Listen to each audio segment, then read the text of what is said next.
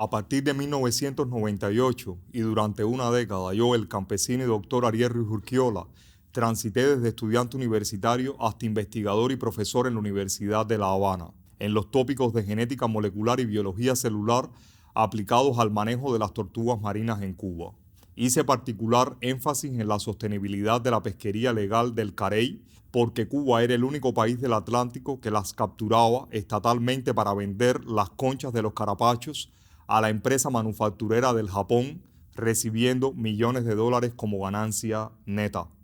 Desde entonces trabajé con los pescadores legales e ilegales de este recurso marino para conocer los ardides con que se manejaba esta pesquería en Cuba. Entre los principales resultados de mi investigación estuvo demostrar que el agregado pesquero del sitio fundamental de captura legal en la costa atlántica del archipiélago de Cuba estaba genéticamente compuesto por careyes de diversas partes de anidación de la región del Caribe que migraban hacia sus áreas de reproducción, disminuyendo drásticamente la contribución de la principal colonia de anidación cubana en Jardines de la Reina en tan solo una década. Adicionalmente, el estudio biológico del Ministerio de la Pesca cubano sobre el manejo de este recurso marino estaba totalmente sesgado porque sus pescadores e investigadores eran incapaces de sexar los machos en estadios inmaduros, lo cual afectaría de forma contundente las estadísticas de las capturas en función de evaluar la sostenibilidad de la pesquería del carey.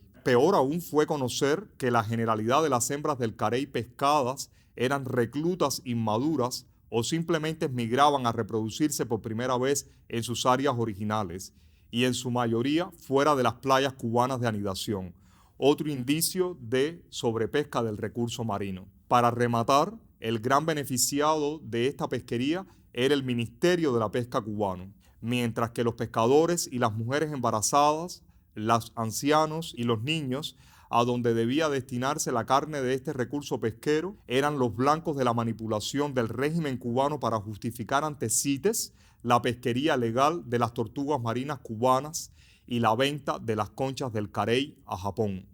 Fue entonces que el gobierno cubano también ordenó frustrar la primera campaña de bien público para un recurso natural en Cuba, desarrollada por mi persona y una profesora de conjunto con estudiantes del Instituto de Diseño de Cuba, todo lo cual redundó en mi segunda expulsión de la Universidad de La Habana, que se trastocó al cese de mi investigación con tortugas marinas y cualquier otro recurso pesquero para condicionarme a dejar el Centro de Investigaciones Marinas de dicha universidad, obligándome a fumigar contra los mosquitos en la Municipalidad de Playa como premio a la defensa postergada de mi doctorado en Ciencias Biológicas. Mis reclamos seguían siendo de diversa índole, haciéndose poderosos los concernientes al estado malsano de la naturaleza del Parque Nacional Viñales y las condiciones de vida insostenibles de los asentamientos rurales. La destrucción de los bosques estaba bajo el amparo de la crianza de puercos asilvestrados,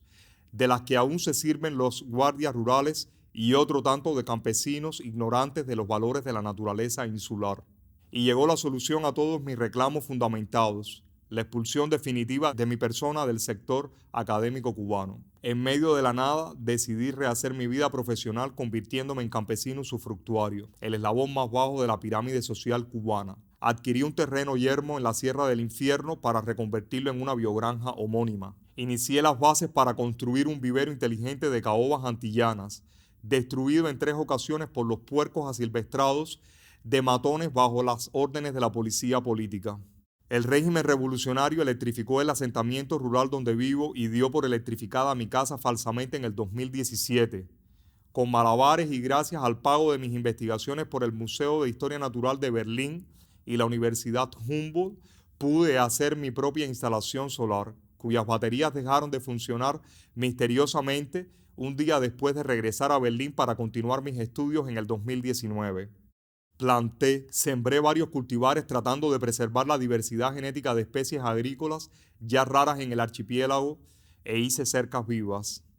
He tenido ayuda de mi familia y amigos en condiciones especiales. He criado ganado vacuno, pura raza para leche y carne, y diversas razas de animales para el tiro y el consumo. La policía política ordenó y ejecutó con sus matones el aniquilamiento de parte de mi ganado vacuno para evitar el cumplimiento de mi plan lechero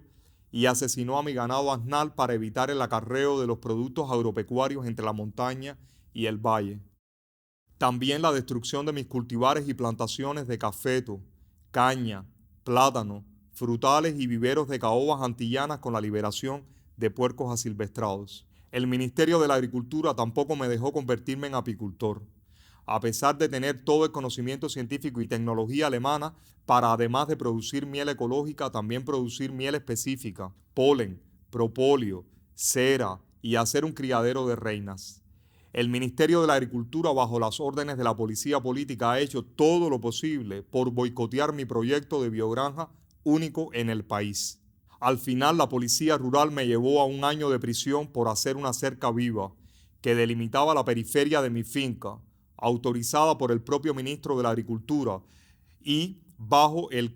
autorizada por el propio Ministerio de la Agricultura y bajo el cargo de desacato. Después de una contundente solidaridad nacional e internacional de ciudadanos cívicos, científicos medioambientalistas y colegas alemanes, Amnistía Internacional, gobiernos y parlamentarios democráticos y mi prolongada huelga de hambre y de sed por 16 días, el desgobierno cubano me sacó de la prisión bajo una falsa licencia extrapenal que me obligaba a cumplir la sentencia en mi casa familiar de La Habana. Poco después de cumplir mi licencia extrapenal, participé en la primera demostración cívica en defensa de los derechos humanos de los gays en La Habana, donde fui detenido en una brutal operación de la policía política en contra de los manifestantes pacíficos. Cuando regresé a Alemania y Suiza en el 2019, descubrí que la dictadura cubana había usado una cepa mutagénica de HIV para reducirme en mi lucha pacífica por mis derechos ciudadanos violados y contra el daño a la naturaleza cubana. El 25 de junio de 2018 me inyectaban una solución concentrada de destroza, abusando de la fuerza policial y sin prescripción médica con el virus del HIV, en la sala de penados del Hospital Provincial de Pinar del Río, a la par que dejaban constancia en el mismo día que yo era un paciente HIV negativo con todo énfasis, sin preocuparse por otros virus y bacterias más comunes e infectivos entre humanos y población carcelaria, como los virus de la hepatitis B y la tuberculosis respectivamente. Los análisis ordenados en el Hospital Cantonal de Lucerna indicaban que había arribado a Europa con una infestación de HIV en fase crónica. El tipo y concentración de mis anticuerpos contra el HIV indicaban para los especialistas suizos que mi infección databa de más de 3 a 6 meses de contagio. Mi novio por 6 años, también médico suizo, el HIV negativo, y de conjunto a las poderosas evidencias científicas y de investigación pericial que reconstruyeron los hechos, indicaban que mi infestación había sido por vía sanguínea e intencional. Que la verdad de los cubanos de a pie se haga eco en los ciudadanos del mundo democrático para que la Cuba dictatorial de la familia Castro transite hacia una democracia por vías pacíficas y no siga cobrando más víctimas que se sumen a los millones que el comunismo ha provocado desde que se convirtió en doctrina ideológica de vagos y resentidos de poder. Muchas gracias.